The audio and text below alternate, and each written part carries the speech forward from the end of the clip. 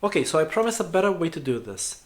We don't have async await inside ClojureScript. That's a pity, but we don't have, and we probably won't have async and await inside the ClojureScript because the authors don't want to do that, and whatever. It's not up to me to convince anyone, unfortunately. But anyway, let's open a browser, and please look that I am using the Browser Plus extension inside the Pulsar. It's not recommended to use a real browser inside the Pulsar. Really, it's not recommended. So I'm just gonna do this because, well, I want to be fast and quick in this video, but please don't do that. Don't do this ever unless you are developing your own project. So there is a site called Clojures. It's basically a way where people publish their Clojure libraries. And there's a library that's called Promesa.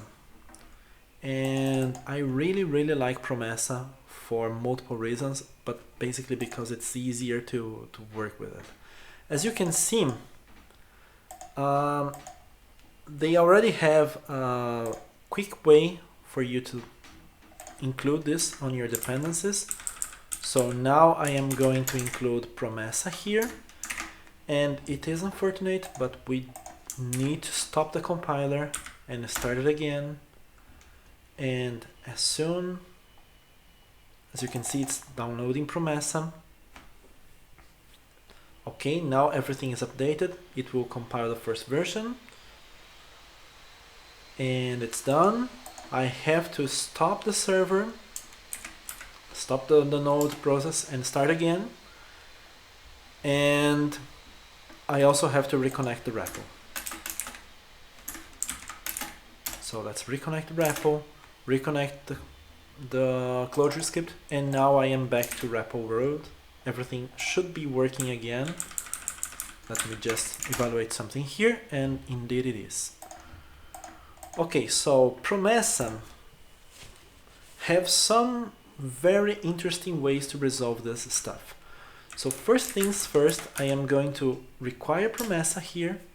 Remember, to require a node library, you will use the quotes, and to require a ClojureScript dependency, you will use without quotes. So in this case, I want to require Promesa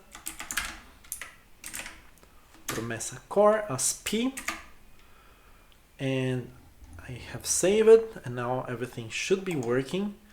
And if I do p/, you will see that there's a lot of things here. And if this, like p_all, resembles a little bit promises.all, it's because it does exactly the same thing. Okay, so instead of promise resolve, I am going to use p.resolved. This returns a resolved promise, exactly the same as the ClojureScript version, the interrupt version. And again, it works. And here's the interesting part. Promesa adds a functionality that instead of using let, you can use p/let. And this basically, it's the same thing as let, the same implementation and everything, but it will do this if for us. So I can be sure that this is a response, and if it was inside a promise, it will already be resolved or awaited if you prefer. So I can write things like this. Oh, and I obviously need to now use response and not response promise maybe. And now it works. So just to be sure that I am doing the right thing, let's do something more complex. So again, Promesa have something that's the p/do exclamation, and this basically will,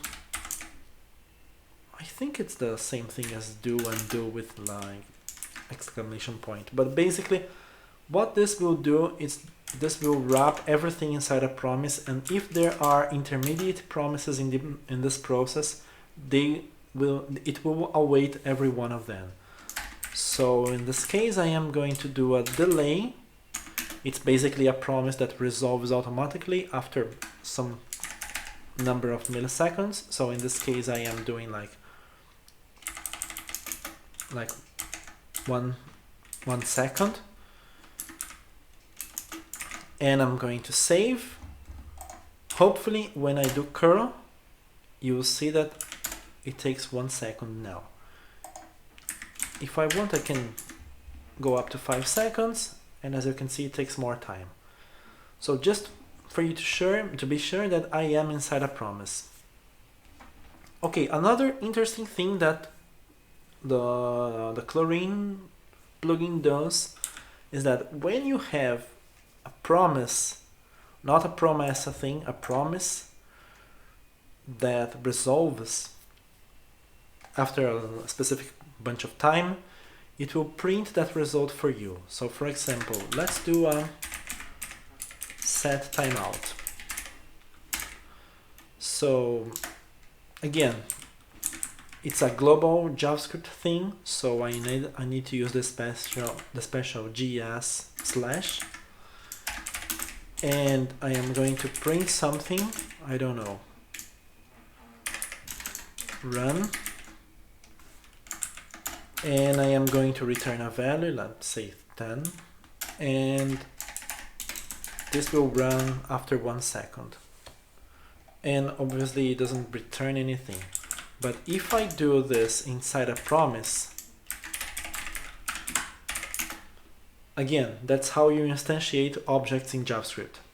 You do the new JS/promise. Again, you need to do the new to instantiate a new object. It's the same thing as new promise in JavaScript. If you are familiar with JavaScript, you know that the constructor for promise needs a function. So let's do one here. And now I will put everything inside this promise, and instead of returning 10, I am going to resolve with a value 10. And as you can see, I have a promise that's pending, and it automatically changed for the value 10. So if I don't know, put this inside like 2 seconds and 100, it will also return up 100. So that's a neat thing to do when you are working with promises in ClojureScript, because you don't have to basically define a thing and then call then and then call console log. The Chlorine will automatically resolve the promises for you. So okay, Promesa have this like helper macro and helper thing. So basically everything that will be inside a promise, inside a let, will be kind of like let is async, and every binding is an await. Another interesting thing that you can do with Promesa is that you can resolve promises. You can define a promise that's not resolved and resolve it later. So let's do an example for this. I'm gonna cheat a little bit here. Let's do a global promise. So Promesa have this deferred.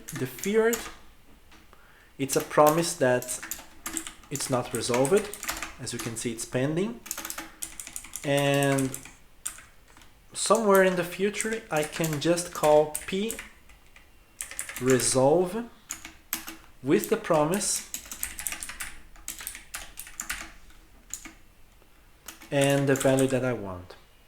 So instead of doing this in the handler, I am going to just return the global promise. I'm gonna save this, and now I'm gonna paste here that I want to resolve the promise. So for example, this will be kind of a cheating, but basically I am defining a global promise that's not resolved. I am returning this global promise in my handler, and then I am going to resolve this promise with Chlorine, just so you see it running. Okay, so you see it's locked, and if I call resolve here, you will see that as soon as I evaluate the code, the promise is resolved, and the handler will capture the result and send a result for my console. And obviously, starting here, the promise is always resolved, so you cannot do anything else. So it's kind of like a neat trick that you could do. For example, I don't know, if you have things that you need to await in order, you can basically define inside a let, a normal let, not a plet, otherwise this will lock forever. But basically inside a normal let, you define a promise and then sometime later you just resolve or reject with the value that you want, and you kinda don't need to wrap everything inside a promise constructor or something like this. So okay, that's it that I have for now, and hopefully in the next video we'll go to something more exciting.